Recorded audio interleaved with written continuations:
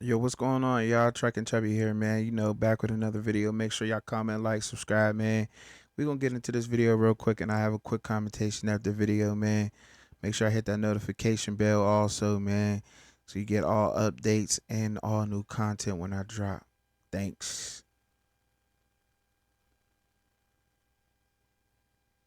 Robinson Jr., he may have lost the rhetorical battle, he may have lost the freestyle to Dion, but he won the argument going away. This is exactly what he was talking about. This is all where it That started. Dion is not really about Eddie Robinson Jr., no relation, by the way, said, hey, I'm standing on the shoulders of giants. And he named some people in this conference that if Dion's being honest, and a lot of us are being honest, there are some names that we hadn't heard before. Like he knew what he was talking about. So he really was about SWAC. And that was his point about Dion. He said Dion's a great Hall of Fame football player, only guy to play in the Super Bowl and the World Series, great talent, great entertainer, all of that stuff, great recruiter, great advertiser, pitchman, preacher, all that stuff. But he really wasn't about that SWAC life. And he's right. If we were looking at him as a guy who was going to stay in the SWAC for the rest of his career, I'll speak for myself. That's on us. I was projecting. He never said that. He never press gave that. conference. He will remind you of that, like he did all day yesterday. I said it on College Football Final. That is peak Dion. He high stepped throughout his entire career, and he high stepped his way into that press conference after beating TCU. They were 3-touchdown underdogs, and they did what they had to do. 4 receivers over 100 yards. Shedora school record. But Paul, here's what I find interesting about how things aligned for Colorado in Prime. They owned a Saturday where there was nothing to own, and they were the early kickoff. So from early kickoff through 3:30 p.m. Eastern through the end of the night, Paul, they were the story, and they're going to continue now to be the story. They are, and that's really they are, and that's really embodiment of that's been the Prime's career.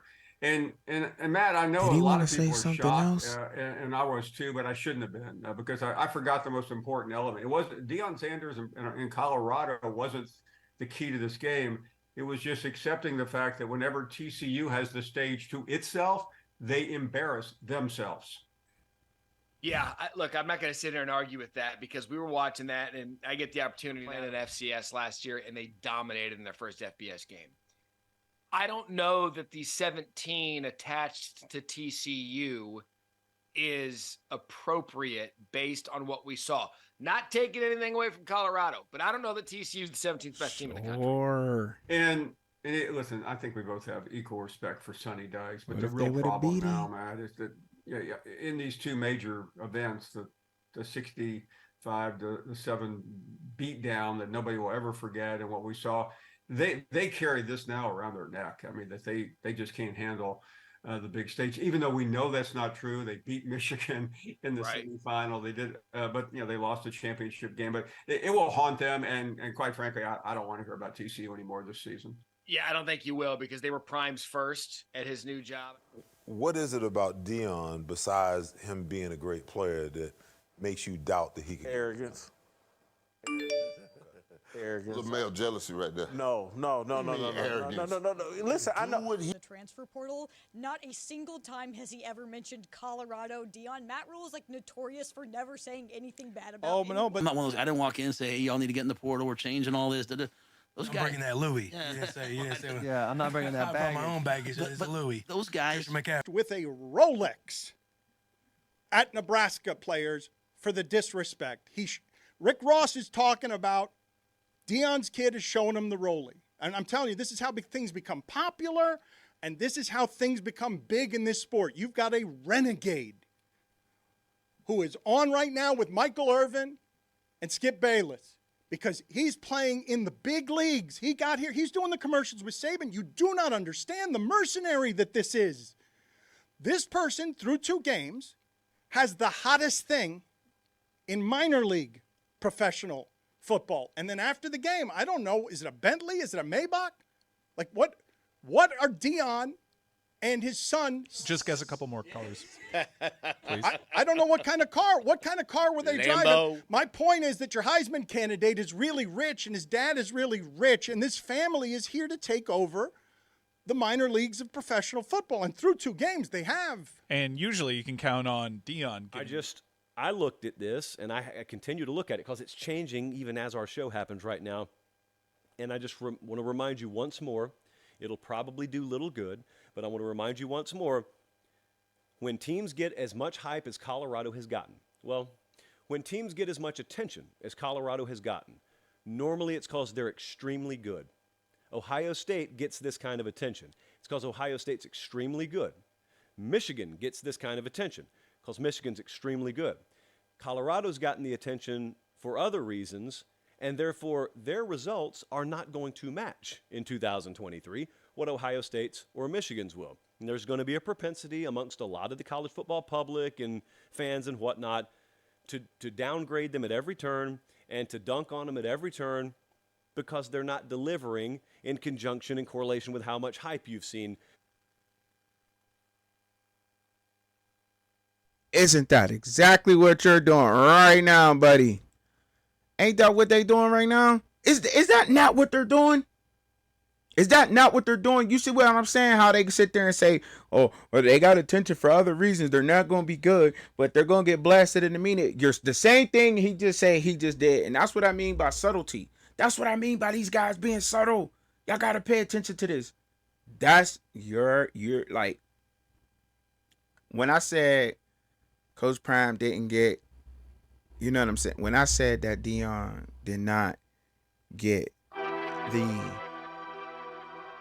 the media didn't get what they wanted from Coach Prime. I'm sorry for saying Dion. We need to stop saying Dion. Coach Prime. That goes for Truck and Chubby too. But I told y'all I was going to give y'all a short commentary after the video. There's so much more haters out there. That's the problem with this. There's so much more haters. And the hate is subtle. To me, the hate is subtle, but it's there. They're saying it. They're saying things. Why did you play brother from another? Well, I played them because, like, they got in their feelings about the whole Jackson State University thing. And trust me, y'all, there was people that was on the show and they straight blasted these Coach Prime. Straight got at him for leaving Jackson State University, knowing about the other things that was going on at Jackson State University, but they would never go ahead and they would never cover that. You know what I'm saying? Why didn't they give Dion more control of the university, seeing out how much he brought there, seeing much how he brought around the people? All the people around Jackson, Mississippi wanted him to stay there. Even they were trying to talk about to the president of Jackson to keep him to stay there, but nobody wanted to cover that, right? You're right. So nobody ever knew about it. Correct. Matt Barr, Paul Finnenbaum. You expect, like, you wouldn't expect that from them? Probably not. But now they just did it in a different way. They shot down TCU because what would have happened if they would have beat TCU? What would have happened if they would have lost to TCU? I don't know. Would they be saying they wouldn't deserve the number 17 spot? If you check my tweets or look at my other show, I tweeted out to them. I said, so what? Clemson didn't deserve the spot they were in now? If you ask me, TCU should have been ranked higher. The quarterback that's playing right now for TCU, he beat out Max Duggan. But that's another day for another story, y'all. So we just gonna keep, you know what I'm saying? Then you got Jason Whitlock. He's known for saying what is on his mind and everything. I just think he went over there a little bit over the top with it. You know what I'm saying? I really honestly do. But he's known for saying what he wanted to say, but I think he went over the top, and I think that it is a little bit of male jealousy, just how Warren Sapp called it out. The Dan Libertar show, everybody got at him on there. And they tried to spin their whole Matt Rule thing, talking about he flashing the rollie at midfield. Yeah, they was standing on the Buffalo. They wasn't out there praying. Y'all know that. But y'all need Coach Prime in y'all headlines. Just how I need Coach Prime for likes and clicks and views and comments and whatever. The same reason why y'all do it. But will y'all admit it? No. But y'all need him for y'all show to survive. Late kick with Josh. Same thing. Needs him. Talked all that stuff about Colorado. That's all you see on this show right now. But y'all let me know what y'all think down in the comments. Please comment. And because I need to hear what my everybody has to say after y'all see this video. I'm really looking forward to see what y'all have to say. Make sure y'all like, dislike, whatever you're going to do. But make sure that you hit that notification bell too. Peace, y'all. To the next one.